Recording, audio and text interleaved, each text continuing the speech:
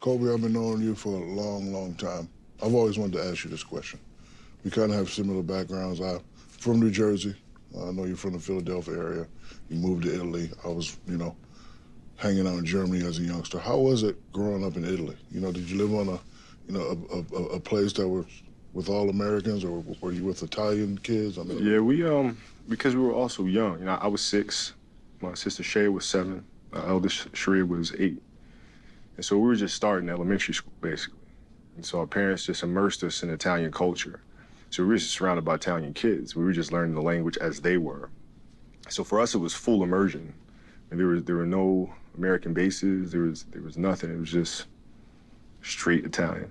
So where did you get the killer instinct from as a basketball player? Because for me, I used to go on the Army base, and being the big kid, I used to have to play with the big guys. Mm-hmm. So they used to throw me around and beat me up. Where did you get your killer instinct from? Well, yeah, I think a lot of it had to do with isolation.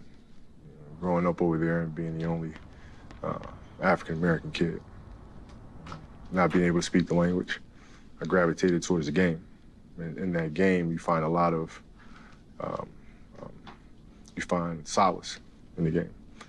And then when you play with kids that might not accept you because you're an outsider, but yet when we come to play the game, that's my chance to get vengeance on them for not accepting me. And that's where it kind of started developing. And throughout the course of my life, it's always been that. It's always been the outsider and having to come in and prove, or to seek some sort of vengeance when I play. Do you remember what you told me one day in the forum when I first met you? Mm-hmm. You said you were going to be the finish it for me.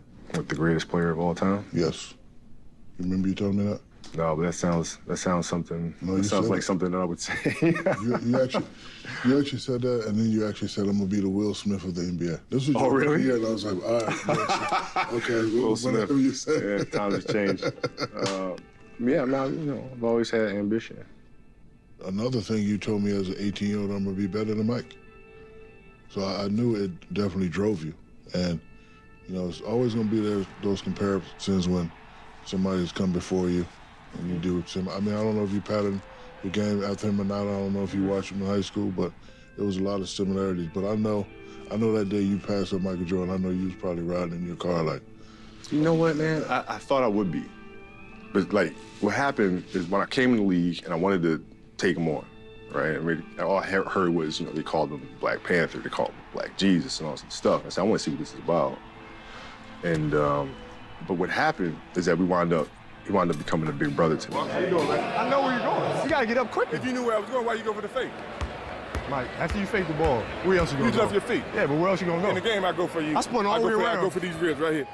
He saw something in me that reminded him a lot of himself when he was coming up. And he took me under his wing a lot and showed me a lot of things, taught me a lot of things, a lot of leadership things. Kobe Bryant passes the great Michael Jordan and moves into third on the NBA's all-time scoring list. So when I passed him up, I remember talking to him afterwards and saying, this is kind of, it's like he's still here.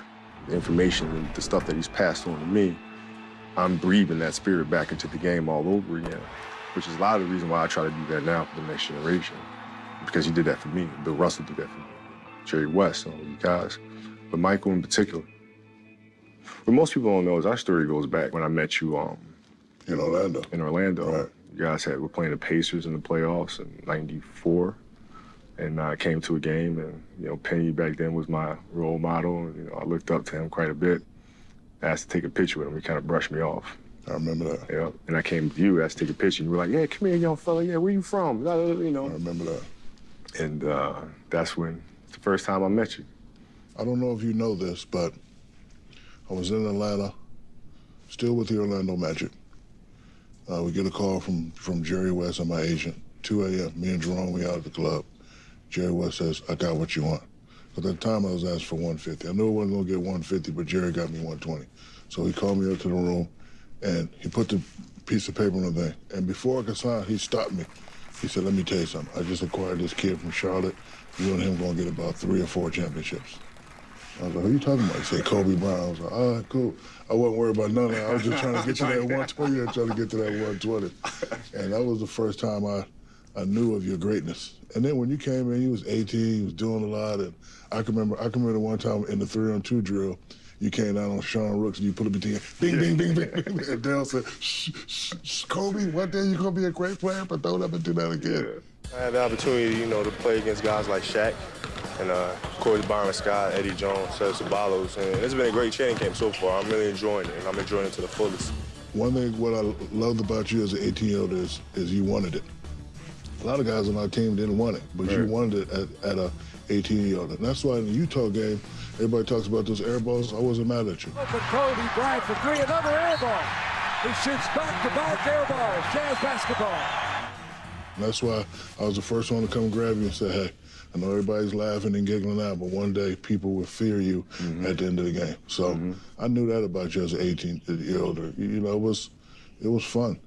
I remember the first practice, we had Travis Knight on the team. And, you proceeded to just annihilate this kid.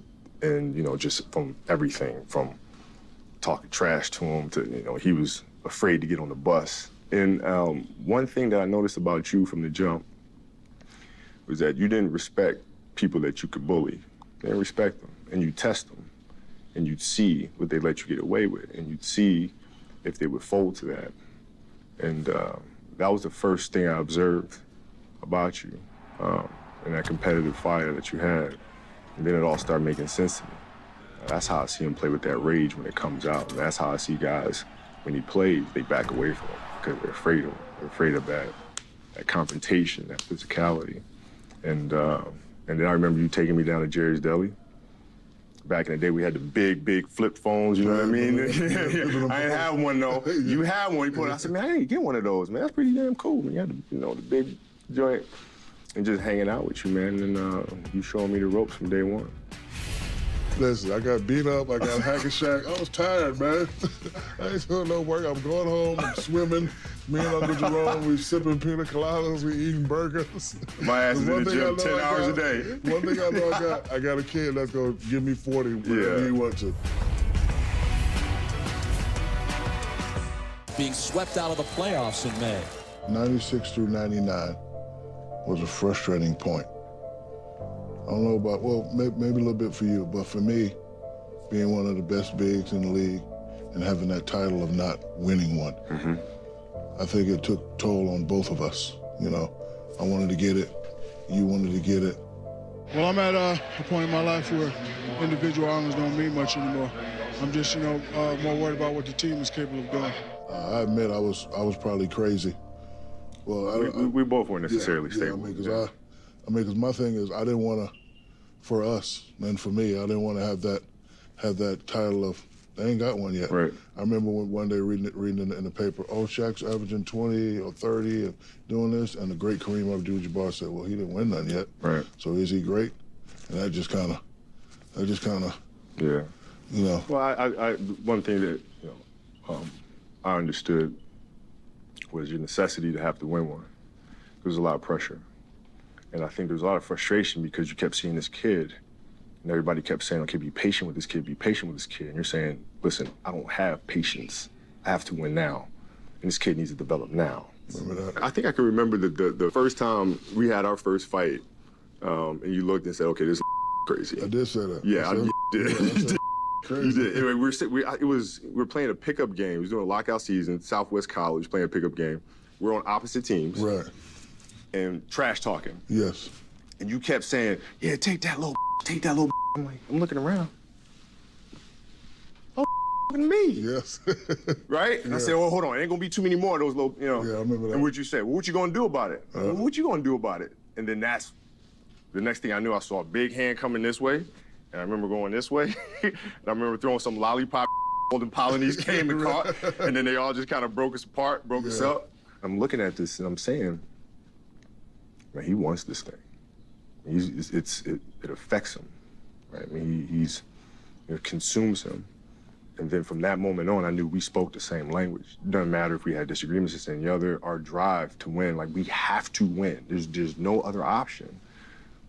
We're gonna figure this out. We're gonna get this done. And we did it. Portland has 3 timeouts left. The Lakers have 2. Bryant to shot. My favorite Kobe moment is in the finals in Indiana. I foul out. Rose's 20-foot jumper, no good. Rebound should be SHAQ. Smith's got it. Loose ball foul. SHAQ is out of the game. I'm like, damn, I let the team down again. And you put your hand on my shoulder and said, don't worry, big fella, I got it. And you took over. Kobe fires the jumper and gives LA the lead. Shaw running one-hander. Followed in by Kobe Bryant. Well, you can just feel the tension in this building. Reggie off the screen for three. Reggie for the win. No, and that's it. The Lakers take a 3-1 series lead. It doesn't get any better than this, ever. Always knew you was a bad cat, but that moment right there, because you had no fear. I was like, well, you know, I knew how much it meant to you, right? And as brothers, you don't let your brother down, right? It wasn't my time yet. This championship was yours, right? Because you had worked hard to get us to this point, right? For your whole career in Orlando and all the disappointments, and here you are. And it's my responsibility to pick that up. And then, you know, tactically, I don't think anybody knows this, but yeah, I was filming some show at UCLA the summer before, and Reggie Miller was up there at UCLA. And I said, okay, they got a really good team in Indiana. We might see these guys. And I said, let's play one-on-one. And we played one-on-one. I proceeded to really measure him and see what he liked to do defensively, see where he moved, see where he was weak at, what I could exploit. And so when that happened in the finals, we were here, I knew what I had. I knew what I could take. I knew what he would give me. And it was just a matter of just measuring him and going to work. So it was a thought-out attack for him. I fouled out. Kobe Bryant took over. He's a fabulous player. And now, uno más to go.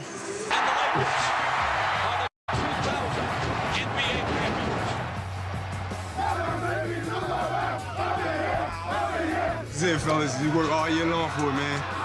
SHAQ the man, most dominant player in the world.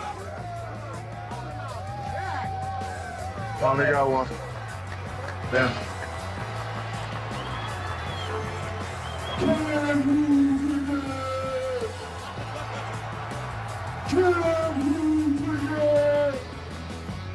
After the first championship, I'm happy. Matter of fact, in my mind, I'm done. Now I can go do what I want to do. So I'm here, we go to the parade, do that, boom, I jump on a plane, take the family back to Orlando. I'm sitting. Oh, Kobe done got their first championship. Can they get another one? Right. Will they be known as a Laker dynasty? Can they do it again? So, you know, I'm mad, I'm upset. One thing I know I got a guy that's gonna be ready. So I admit a lot of times I didn't come into camp ready, because that's just how I got down. Because my thing is, I don't need to get ready for dunking. Right. I don't need to get ready. I'll get ready when I get ready. So, because I had you, I was able to just chill out in the summer, do what I do. Yeah, see, that's what pissed me off. That was it right there. That was. Listen, I got beat up. I got hack and shack. I was tired, man. I ain't doing no work. I'm going home. I'm swimming.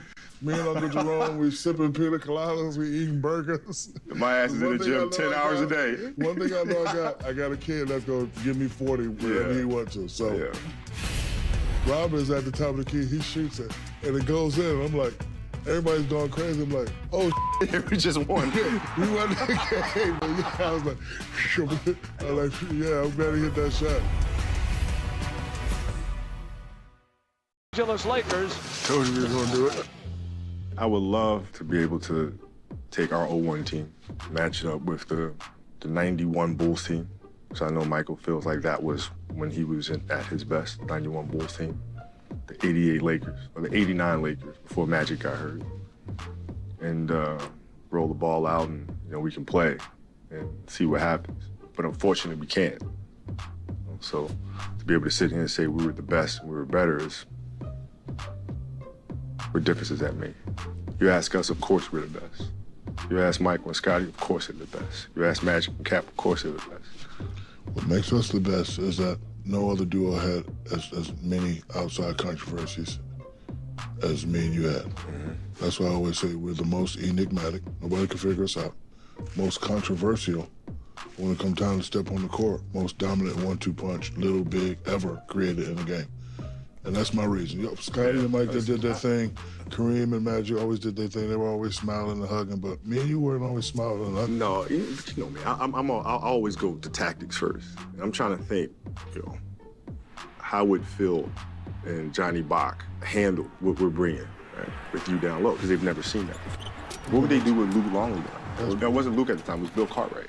That's barbecue chicken. Right, so how do you that's always the question, right? And even with the Magic team and the Showtime Lakers and the speed and this, that, and the other, what people didn't understand, and the small ball that people play now, if you guys were playing today, you can't play that style today. And I'm saying, hold on, man. I don't think you guys really understand how much we control pace and tempo. Because with you down there, the game stops. You can't go anywhere. Because the defense has got to come down and get you. It stops them from running out. There's nothing you can do. There's no long rebounds. There's none of that going on. The game is always chopped up because you're drawing fouls all the time. And so I would love to see how they would deal with that. You remember playing against the Queens? I remember the game 4. 7 seconds. Bryant putting a move on Christie. Rebound O'Neal. Coming up short.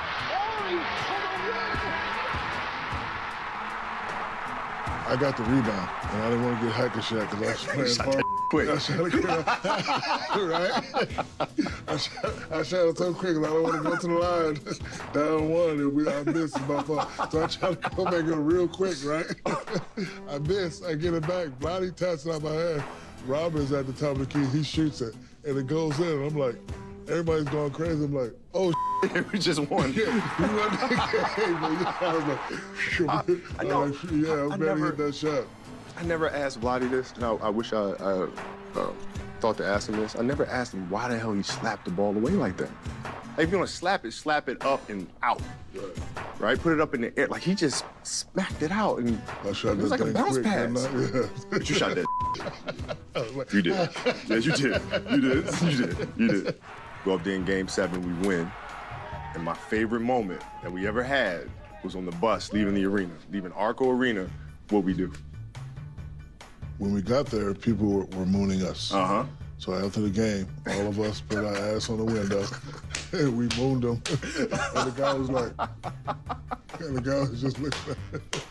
Thank God they have camera phones back then. I know, right? It would have been all bad. I remember that. That was my favorite moment, man. But I knew we were gonna win that game because I could see you over there bouncing up and down, and I'm saying I gotta win the game. So I don't know if you noticed about me, but during the national anthem, I would always look at the other team and just see them make eye contact. So on the land of the free, so I catch Vladdy's eye, and Vladdy does this.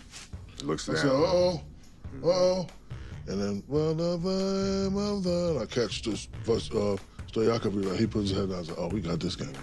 But the thing about us, we didn't give a damn. We were playing. We didn't care. We came in there like, we're coming here to kick y'all ass. Cowbells, all this bells and whistles, all this stuff's going on. It's better, actually. It was a great series. But yeah, I remember that story. They got to see a lot of different shades of the moon that night. Yes, they did. Yes, they did. All of us lined up, both sides of the bus.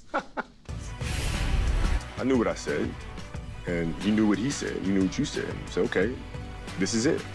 It's coming to a head. We're going to go in here. We're going to be grown men about it. We're going to fight it out. And then what comes out of it, comes out of it. You know, played myself back into it. And that's just how I got down. But that was only because I knew I had you.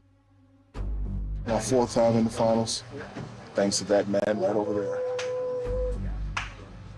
If I didn't have you, I would have probably, wore my body out, just try to get ready, just try to get it back again. But it worked out for us, though, because I came back and I wanted to do more, right? And I think you playing yourself in the shape throughout the course of the season gave me the opportunity to do more and to expand, to try different things and to push different things. And then when you got in shape, it was hard then to try for Phil to try to dial that back. Right? Because I'm out there going 40, 45, 50, and all sorts of stuff. It feels like, okay, we got to rein you back in now. Rein me back in for what? No, I'm not getting reined back in, no.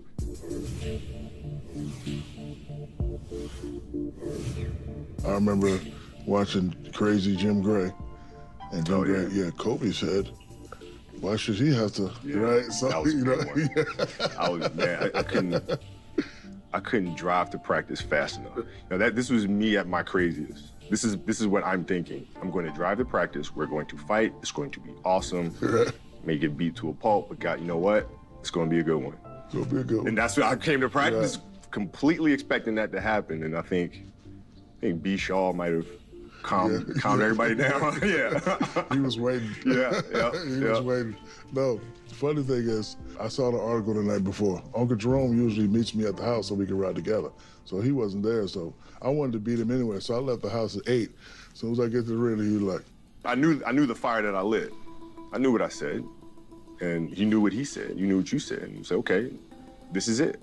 It's coming to a head. We're gonna go in here. We're gonna be grown men about it. We're gonna fight it out. And then what comes out of it comes out of it. And that's just is what it is at that point.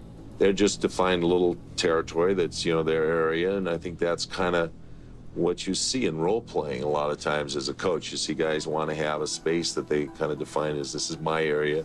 You know, Kobe's saying, don't talk about my game. I won't talk about yours. What does, when people say whose team is it, what does that mean to you? Don't mean a damn thing to me. No, I'm just now figuring that out 20 years later. Yeah, I mean, then it did though. You know, see, here's the thing. I never really understood that then. Phil really enjoyed being able to throw those little quotes out there to create that tension. But Phil was very not confrontational. Yeah, he was. Right? Very indirect. You couldn't get a straight thing from him. Right? It was always kind of going this way to try to create this tension within the team that he believed in his mind we would figure out later. It's going to be messy now, but when they figure it out, it's going to be like this big kumbaya moment, and the team is just going to rise to a different level. Kobe penetrates, feed to SHAQ. Bryant giving it up. A three-peat and a sweep. An unbelievable feeling, you know, to win 3 in a row. It's amazing to look back and see how far we've come, and now we've won 3. And it's happened so fast.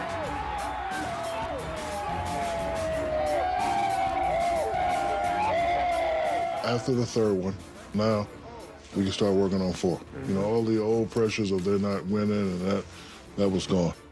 Fast forward a little bit. We come create a super team, Gary called, we make it back to the finals. Between the circles, snaps the pass to Rip. He'll step up, baseline left. The Pistons smash the Lakers in 5. On the Pistons thing, that's my fault because I didn't get us prepared to run our automatics. I didn't get Gary, I didn't get Carl, I didn't get the new guys on board enough to be able to execute properly. And we got to Detroit and it forced us to play our offense 94 feet and we weren't ready. And we couldn't do it. And everything just capitulated from there. And that sits with me. That sits with me because we should have won that. Easily. Yep. Ben Wallace guarded me. God, that's ridiculous. See, what they did, the whole strategy was move the pressure up. Yeah. If you move the pressure up, it takes away Shaquille as a threat because now they have to harbor the ball up the court with pressure on the perimeter. So now that forces Shaq up. So now if he has to catch the ball at the top of the key for our automatics, he's not in the paint. Now that takes up all the seconds, all the time in the world to be able to trap him. Now you got to swing it. Now you're running late on clock. You got to force up a shot. And that was their whole plan. And I could have done a better job in leading us to counter it, man. It sucks. The Detroit Pistons have just shocked the Los Angeles Lakers. The Lakers repeat back-to-back titles. The LA Lakers, the 2010 NBA champions. 5 rings. 5 of them. Do you think I was pissed when you got number 5? Of course you were. Oh, heated. I tore my house up. No doubt. I bet you did. No, I went crazy. Pistons smash the Lakers in 5. And for the Lakers, it truly will be the end of a particular era. For Kobe Bryant, the biggest of question marks, of course, for him.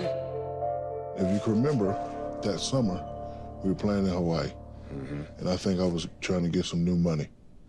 That's right. Right? That's right. And I had a nice little game in Hawaii, and I ran by the great Dr. Jerry Buss, and I was like, pay me. So I kind of knew he was upset at that. So after the game in the finals, we lost. We had that team dinner. And he came in, and he sat by you and your lovely wife, Vanessa. He didn't say nothing to me. I said to myself, uh-oh. Writing's on the wall. I said to myself, uh-oh, I'm in trouble. So 2 days later, me and little Sharif and Mimi, we on the counter, Mulholland State, eating frosted flakes. And I hear Mitch Kopchak say, we will be taking inquiries on SHAQ. I just dropped the ball still like, what? So I jumped in the car and I came down here to see Mitch. The cops was already waiting for him. Can't come in here, SHAQ. He had the cops waiting for you, huh? Yeah, because he knew. Because I was coming out here to choke his ass. I was going to choke the air out of Mitch Kopchak. See, the thing about that is I didn't get any of that because we were looking for homes. Right. We were actually looking for homes in Chicago, researching schools, places to live. So that was true, you were going to go to the Bulls? Yeah. There was a story in ESPN, I think it was ESPN Magazine, and they asked you a question about me and Penny. And you said that we're essentially the same. And I looked at that and I said,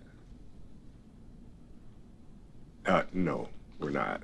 But I think you took that the wrong way because of all the misquotes and all the bad stuff. I probably did. And it probably used as motivation too. Yeah. Saying, listen, if this is the conversation, I don't want this conversation. When I retire, I don't want people to say, okay, you only won because of SHAQ. As unfair as that is, Magic never won without Cap, right? Michael never won without Scotty. So, but here I am getting stuck with this argument, which is not fair, but yet this is the argument people will make, and I'm not okay with that. And so therefore I knew, okay, I gotta go. I had actually heard that, but I didn't believe it. Oh, yeah. So, okay. Oh, yeah. So, we're looking for places in Chicago, man. We're flying up there to meet with Reinsdorf and you want to Paxson. leave sunny California to go to cold-ass Chicago. Vanessa signed off on moving out to, I think it was Lake Forest, I think it was, Chicago. And went on a vacation to Italy. I got a phone call, Rob Pelinka called me. And he said, SHAQ just requested a trade. I was like, well, there goes Chicago, because there's no way the Lakers are gonna lose me and SHAQ in the same year. But you know what I love about the great Dr. Jerry Buss? He called me and said, hey, you're aging. Of course, I know you want the money, but I can't lose this guy. I'm gonna start all over. It's certainly a disappointing day in a lot of ways in Los Angeles. I mean, to say anything else, would not be telling the truth. And because I understood the business of basketball, I was upset, but I understood it. And that's why I said, you know what, I gotta keep this going. That's why I like to come back for the Christmas games. I'm gonna say something, you're gonna say something. Yeah. And it was ultimately good for the game. SHAQ's future is certain. A big shift in the balance of power in the NBA as the league's most dominant player is headed back east, the newest member of the Miami Heat. Remember this, 'cause I'm gonna bring a championship to Miami, I promise. And SHAQ with a little elbow, but never looked at him, looked right over the top of Kobe's head. Before the tip, you didn't even look at your former teammate, Kobe Bryant. Why not? You shook everybody else's hand. Merry Christmas to everybody out there. All right, thanks a lot, Shaquille. Back to you guys. I'm gonna ask you a crazy question. After we split apart, were you trying to get more championships than me? Oh, absolutely. You were? Absolutely. And I knew you were gonna get one.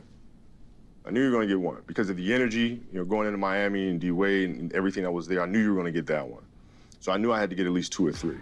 And the Miami Heat are champions of the basketball world! I wanted you to get that because I needed that. I wanted that. Like, I wanted people to say, see, this is what they're missing here. This is what they gave up for, right? Kobe should have been the one to go. Now he's in Miami. I needed that. I wanted that. I wanted everybody to hate me. I wanted to fuel off of that and just come back with so much anger and so much vengeance. So I wanted that. So when you won, right after you won, I went out to the track and I ran. I did my conditioning, I did my drills. I woke up the next morning, I hit my weights, I did my 1,000 shots, I did everything humanly possible to get myself ready. But I needed it. I was like, all right, yeah, good. I needed it too. They loved us so much. They loved to keep our beef going. Yeah. They loved it. It was entertainment for the city for so long. It was like, okay, what's going to happen? Because it was not a conversation of whether or not they're going to win the game. Yeah, it wasn't, you know, that wasn't a never topic of discussion. Yeah, it was like, okay, they're going to win tonight, or you know, they're going to make the playoff. That was never the topic. It was always, okay, what are these two going to be like tonight? I think this will be the last game where this game gets a lot of hoopla. I don't think the public really wants to hear about it too much anymore. Shaq and Kobe actually acknowledged each other on several occasions prior to the open tip. We had a game on Martin Luther King Day. I didn't want them talking about beef on that day. Remember that day? Everybody was, where's he going to split? And I just came to you and I put my hat out. I was like, I hope with his hand. Of course, you put your hand out, and the so-called beef was over. They're going out of their way to show the world that they're getting along now, Mark. See, NBA stands for nothing but actors. Like I tell people this all the time, we had our disagreements, but in real life, it's not like I'm going to, have an argument with you when you're with your family. Right. Like it's this life. It's always Uncle Shaq. But we had to keep it going. So I love you, but I don't want to talk to you. You know what I'm saying? How my ass tastes. Yeah. Hold on, no. I got it. I'm ready. No, but that was something ready. different. I'm ready. Yeah, but that was something different. Now stop. Think about that. It ain't about that. It's about B.I.G., a.k.a. Big Shaq. Now that's the difference between first and last place. Kobe, tell me how my ass tastes. I loved it. I loved every bit of it. I was in a comedy club. Yeah. And y'all had lost. Ray Allen, wide open three. Bang! A 38-point lead for the Boston Celtics. And after a 22-year absence, the Boston Celtics are NBA champions once again. No, I know. Yeah, and I know. I get it. I just had to do something just to keep the crowd going. I know. I used it though. But you know what? That right there was the beginning of the snitcher net. Yeah. I mean, because I'm in a club in New York, an underground club, and next thing I know, it's all good. Yeah, I'm just doing it, everybody laughing, having a good time. And next thing I know, I get a call from Uncle Jerome. Why the hell you do that, man? Like, what you talking about? What the hell is Kobe? I was like, bro, listen, I think I heard it on Power 106. Damn, they Big played boy. on the radio? They played on the radio. Damn, big boy. They were talking about it early in the morning or something like that. Yeah, but you know what I realized about people? They loved us so much, they loved to keep our beef going. Yeah. They loved it. Yeah, well, it kind of it was entertainment for the city for so long. It was like, okay, what's going to happen? Because it was not a conversation of whether or not they're going to win the game. Yeah, it wasn't, that wasn't a topic of discussion. It was like, okay, they're going to win tonight, or they're going to make the playoff. That was never the topic. It was always, okay, what are these two going to be like tonight? Yeah. What did he say? What did he say? Yeah. We're going to reunite the two of you back together again on Valentine's Day. Yeah, what's up, young boy? What's up, man? Yes, sir. Hey. Felt good to play with you again. It did. I had flashbacks. Felt great. The game was real easy. We read each other very easily, and it was fun to kind of go back to memory lane. Do you believe him when he says it was all a media ploy by him to grab attention and take pressure off of you? Big chief marketer? Yeah, you should say that all the time. You should say that all the time. Kobe Bryant, Shaquille O'Neal, co-MVPs of All-Star 2009. I know you're not exactly the sentimental type, but when you guys are having the interaction on the court, feel like old times a little bit. Does it make you a little bit at all wistful for being able to play with Shaq, having those moments? No. Shaq? No. But do you remember what you did during that game to make me realize I was with you all these years? No. You don't remember? Mm-mm. So we got the co-MVP. It's me, Sharif, and you standing on stage. And what did you tell me to do? You told me to take the trophy home. That's right. Remember that? I did. And I took it home and I gave it to Sharif. Yeah. And I realized now, I was like, I think I may have messed something up. Because a lot of times that our beef was going on, you know me, I'm the master marketer. About 60% of the time, I would just say it just to keep it going.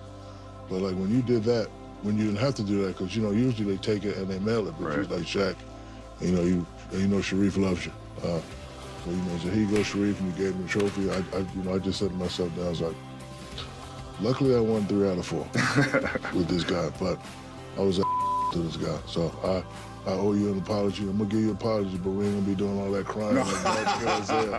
But thank you for that moment, because Sharif loved that moment. That was the first time I was able, to give him something. He was there. I was going through a lot at that time, and you know, he loved you for it. I love you for that moment. So thank you for that moment. Thank you. Couldn't have been scripted any better. Maybe my last one. If it is, it'll be a hell of a DVD. All-Star game is over. Now it's time to get back down to business. See if we can't get that championship. Bryant looks inside, finds Gasol. Gasol, count it, and a foul. It's official. The Lakers are NBA champions once again. LA wins the 2009 NBA title. This team is going to be around, and they're going to have to be dealt with for years to come. For me, it was kind of the perfect series, playing the Celtics, you know?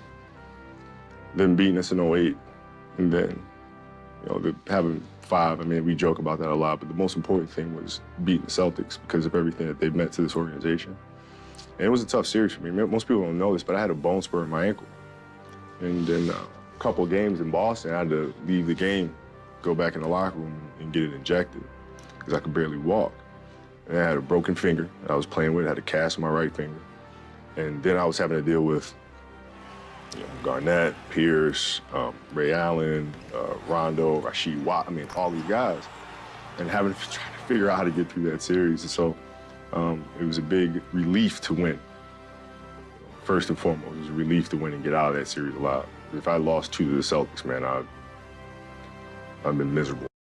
The Lakers repeat back-to-back titles. The LA Lakers, the 2010 NBA champions.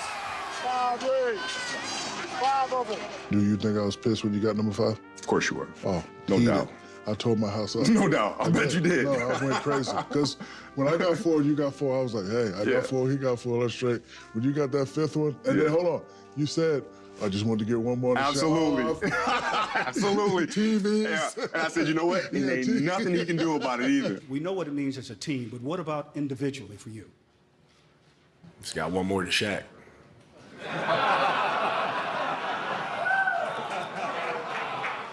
So you can take that to the bank. A couple days later, I said, I ain't gonna be able to get 5. I'm 38, hips bad, knees bad. I just got a call from Steve Kerr. They traded me to Cleveland. Cleveland traded me to Boston. I'm like, it might be over. So this is something that I have to live with, that Kobe has 5 and Shaq has 4. So I got to live with that all my life. That brings me so much joy. But you know what I may do next week? I may sign with Golden State on your ass. So I can get another one. Sign a 10-day. Hey, man. Sign a 10-day with Golden State. Oh, man. You know. Would you be mad if I did that? Nah. Yeah, you would. Nah, because you wouldn't win that one in the argument. you win. 3, 2, 1. You remember when your jersey retirement, and I'm walking out, and we were in a playoff race, and the hunt was going south. And we were walking out, and I gave you daps, said, man, I love you, congratulations, everything, and I was just, happy for you, But I couldn't help but say, this night is made a lot sweeter because I know you have 4 and I have 5.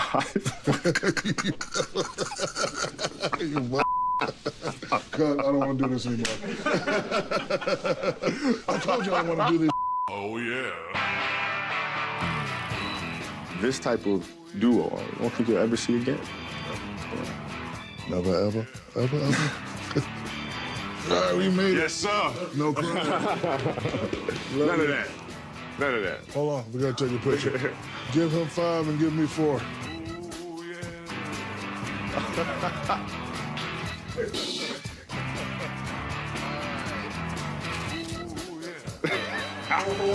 Can you get them all in the picture?